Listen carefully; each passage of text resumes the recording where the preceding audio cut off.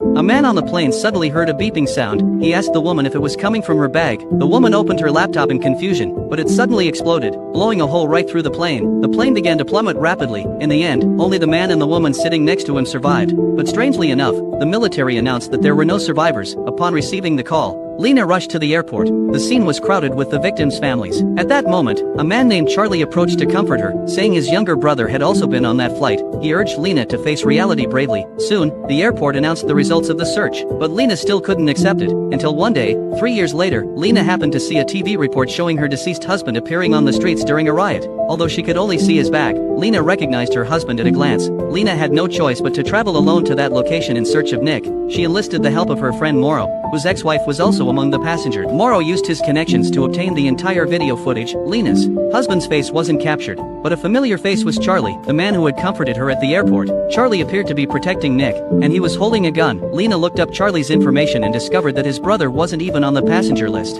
Realizing that she had to find Charlie to uncover the truth, the two began asking around for Charlie's whereabouts, so Lena called her uncle to ask for help with the investigation. Through her uncle's police connections, he tracked down Mark, one of the original survivors. Mark had been injured during the incident and was now blind. When Charlie recounted Lena's story, Mark finally revealed the long-hidden truth. At the time, he and the woman had been searching for other survivors, but because Mark was seriously injured, the woman had to go look for help on her own. Mark warned the woman that if anyone came to rescue them, she must tell them the bomb was in the pregnant woman's handbag. He clearly remembered seeing a man hand the pregnant woman a bag in the hallway before boarding, and that bag contained the computer that blew up the plane. The next day, Mark was found unconscious by two children. He was rushed to the hospital where his life was saved. Meanwhile, Lena found a volunteer medical team. They then arrived at Lemon Village. The villagers rushed over seeking medical help. Lena took the opportunity to show a photo and ask if anyone had seen Charlie. An elderly woman said she knew Charlie. It turned out Charlie led a gang that forced the villagers of the neighboring village to mine for him. The old woman's son had been killed by Charlie for resisting him. Having learned the exact location, Lena went alone to find Charlie. She headed to the place where her husband might be hiding. While no one was looking, she slipped into the small cabin. The conditions inside were appalling. The walls were covered with V-shaped carvings, a common way her husband used to relieve stress. Lena instantly realized her husband, Nick, was right there. Suddenly, there was a noise from outside.